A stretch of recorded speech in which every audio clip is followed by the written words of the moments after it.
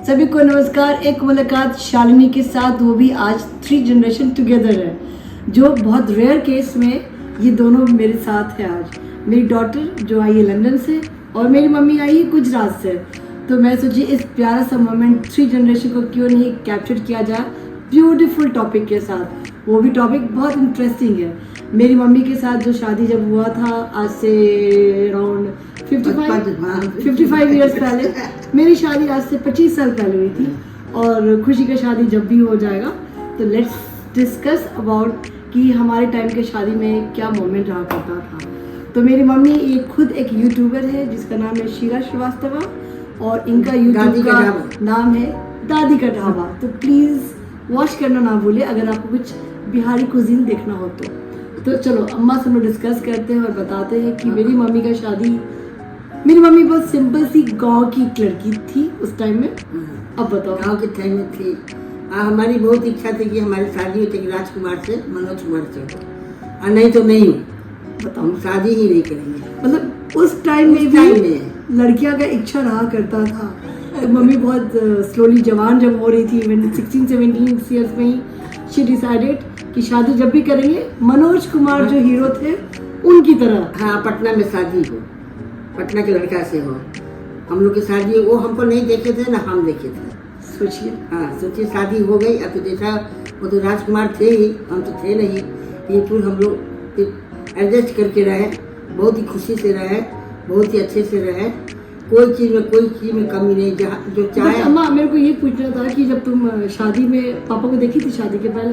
ना वो भी नहीं देखे थे। वो भी नहीं देखी, तुम भी नहीं देखी? फोटो देखे थे। और अगर तुम फोटो में अगर कुछ लड़का देखने में अच्छा नहीं लगता तुमको तो फिर शादी में हमारे बाबूजी गए थे देखने। मतलब अगर तुम तो आपको कोई चॉइस दिया था? आपसे पूछा गया था कि आपको इतना लंबा चाहिए या फिर ऐसा काम करना होना चाहिए? नहीं, काम हम कभी नहीं सोचे। हमको राजकुमार अच्छा चाहिए बस। तो आपसे जब पूछा तो आपने बोला कि राजकुमार चाहिए। हाँ। और मेरे नाना थे भी राजकुमार। और पापा वाज द फर्स्ट, मतलब पहला लड़का था देखने के लिए कि कोई और लड़का भी तुम देखी थी? नहीं पूछने में क्या जा रहा है? नहीं। तो पापा फर्स्ट है माँ, झूठ नहीं बोलना। कोई और भी तो था? बाबूजी देखे थे, उनको पसंद नहीं है। ना हमको भी नहीं। हम पहला है जो हम शादी किए हैं इसके पापा। तो जब आपके पापा किसी और लड़के को देखते थे तो जब घर आते थे आपको डिस्क्राइब करते थे, बताते थे कि इसका नक्शा वक्शा ऐसा है, काम ये करता है, दिखने में ऐसा है, कि वो बस बोलते थे कि ये पसंद नहीं है? क्या होता था उस समय? क्या होता था? ये सब चीज नहीं होता था। तो बस देखने चले जाते थे और कुछ बताते नहीं थे? देखने शादी के कल होकर देखे रात में। नहीं, ये पूछ रही है कि नाना जी, मतलब तुम्हारे फादर जब किसी और लड़का को देखने गए होंगे जिसको तुम रिजेक्ट कर दी, तो उस समय रिजेक्शन का टाइम था, मतलब वो ना एक लड़का इंजीनियर था। इंजीनियर था तो मैंने भाई साहब गए थे देखने के लिए, तो दूर आए। ओके, तो अच्छा नहीं लगा। कटिया बात तो रिजेक्ट कर दी कि इंजीनियर? अच्छा, वो लोग ही रिजेक्ट कर दी। हम किसी को नहीं किया। उस वक्त आपका जो भी शादी का होता था सिर्फ आपके पापा ही डिसाइड करते थे ना किससे होगा? एक जगह और बात चली जो हमारे भैया के दोस्त के भाई थे, वो तो पायलट था बाहर का। अच्छा। हाँ, उससे वो हमको देखा, हम भी देखे। वाह। हाँ, हम भी देखे। क्या कि मेरी बहन के यहाँ वो आया हुआ था, हमारे भैया के दोस्त के पास, वो देखे। आगे करना चाहता था, बहुत कोशिश किया। मम्मी बहुत सुंदर भी थी उससे। हाँ, लेकिन नहीं, बाबूजी बोले ना हवाई जहाज उड़ाते गिर जाएगा तब। तो तब आपके टाइम पे लव मैरिज नहीं होता था? नहीं, लव मैरिज होता था। हमारे बड़े भैया हैं, उनका लव मैरिज बाबू। तो बहुत प्रॉब्लम होता था लव मैरिज में कि हो जाता था इजीली नहीं हुआ था। बहुत मुश्किल हुआ था। शादी सब ठीक ठाक हो गया था। तब भैया पसंद किए तो मेरी चाची से बोले, हमारे भैया कि देखिए चाची शादी करना चाहती लड़की से, नहीं तो आत्महत्या कर रही है। अच्छा, तो फिर क्या जिसे दूसरे यहाँ ठीक हुआ था उसकी करके क्या गया भाभी। तो तभी लव मैरिज था? हाँ। तो ये तो मेरी मम्मी के टाइम का था, ये लव मैरिज और अरेंज मैरिज तब भी हुआ करता था। लेकिन मेरा एक छोटा भाई है जो सचिन श्रीवास्तव उसका नाम है, वो मेरे सिर्फ 1 साल छोटा है। वो जब बड़ा हो रहा था, इनफैक्ट जब शादी ठीक होने लगा तो मेरी मम्मी को बोला कि अम्मा तुम मेरी जो लड़की ढूंढोगी जिसको तुम ओके बोलोगी मैं आंख बंद करके उससे शादी कर लूंगा, क्योंकि वो लक्ष्मण क्या बोलते हैं श्रवण कुमार था, वो बचपन श्रवण कुमार नाम नहीं रखा था अपने आप। तो वो श्रवण कुमार को तो भाई हाँ। ये सिस्टम तो था कि उसको प्रूव भी करना है भाई मैं श्रवण कुमार भी हूँ, हाँ। ऐसा कुछ नहीं था। बट हाँ, तो वो मर्चेंट नेवी में था, वो किसी शिप में बाहर गया हुआ था अब्रॉड में, और मेरी मम्मी को एक लड़की बहुत पसंद आ गई।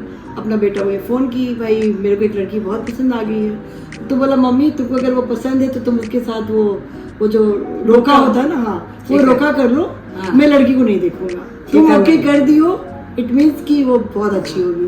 वो इतना अपनी मम्मी पे ट्रस्ट करता था, और एक्चुअल में उसी लड़की के साथ शादी हुआ, और जनरली वो लड़की बहुत अच्छी भी बहुत निकल अच्छी गई, मिली है, बहुत सुंदर भी है, स्मार्ट भी है, स्मार्ट भी है, सुंदर भी है, और बहुत देखती है हमको, बहुत और अम्मा का बहुत केयर बहुत केयर करती है, जो कि आजकल उनको लोग नहीं करता है। एग्जैक्टली। मम्मा तुम्हारे टाइम पे जब शादी तुम्हारा हो रहा था तो उस वक्त क्या सिचुएशन था? पेरेंट्स लोग लड़का ढूंढते थे या फिर तुमने किसी को ढूंढ कर चूज किया था या फिर नानी ने, कैसे हुआ था? नहीं तभी उस समय भी लव मैरिज होता था, ऑफकोर्स मैं बहुत ज़्यादा पुरानी भी नहीं हूँ कि उस समय नहीं हुआ करता होगा, जस्ट 25 साल पहले की बात है। मैं अपने पापा को प्रॉमिस की थी कि पापा मैं जब भी करूँगी शादी तो मैं अरेंज मैरिज ही करूँगी, जिसको तुम बोलोगे उससे मैं शादी करूँगी। ऑफकोर्स मैं भी देखूँगी कि लड़का अच्छा है कि नहीं, तो मेरा कुछ क्राइटेरिया था, आई वांटेड कि लड़का जैसा भी हो बट वो एक्सपोर्ट इंपोर्ट वाला काम करता रहे, बिजनेस, क्योंकि मेरे को घूमने का बहुत शौक था।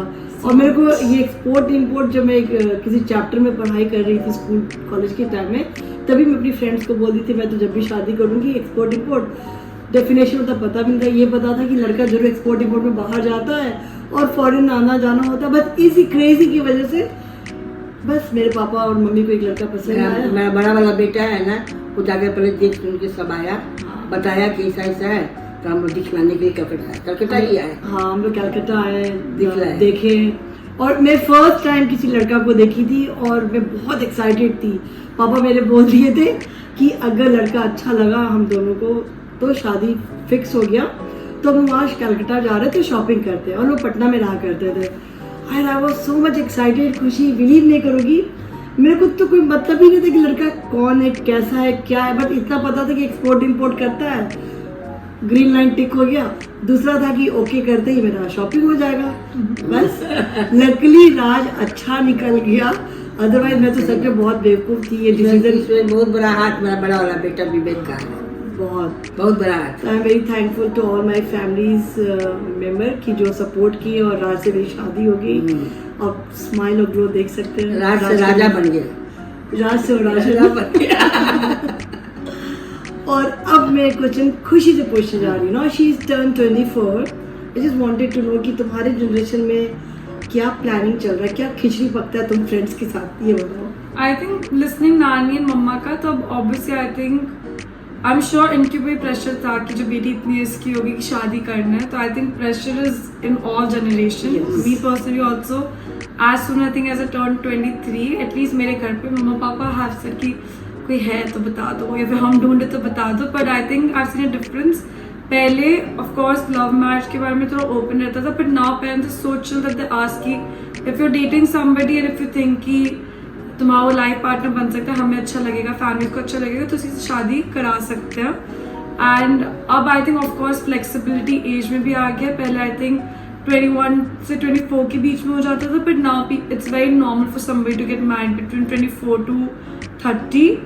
एज ऑफ नाउ मेरे घर पे of course I think mom and dad का बस चले तो मेरी शादी येस्टरडे करवाते। पर खुशी क्या हुआ ना, जब ये लंदन शिफ्ट कर रही थी स्टडीज के लिए, जब जा रही थी तो हम लेके खुशी बेटा तुम मास्टर्स के लिए लंदन जा रही हो, अगर तुम कोई अच्छा लड़का दिख जाए तो please let us know so that कि हम लोग शादी कर लेंगे।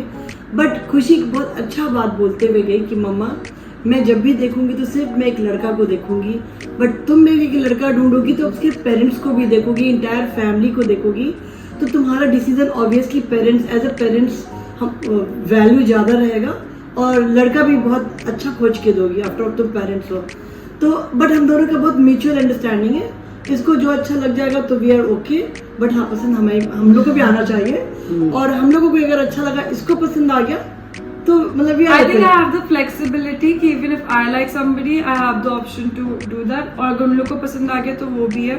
So I love it how I have like options open कि मुझे ये नहीं कि जो मम्मा पापा ने ढूंढ कर दे दिया pressure नहीं है. तो मुझे वही करना है. अगर मम्मा पापा ढूंढ कर भी देते हैं, so I think अब उतना space and time है कि I can like अब जो भी मम्मा पापा दिखा रहे हैं I can choose कि मेरा ये preference है, मुझे वैसी टाइप का लड़का चाहिए, मुझे इधर रहने तो मुझे इसी एरिया का लड़का चाहिए.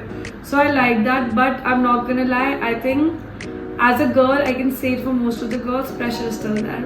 Be it this generation or that generation, I also have. Let's Yeah, that's not very good thing, but okay. women power. So thank you so much और wish her a good luck to get a good life partner. Good career. Good career of course, there should be always there. और career तो बहुत important भी है. So guys, thank you for watching this हम साथ साथ का vlog. साथ साथ है. Thank you. Bye.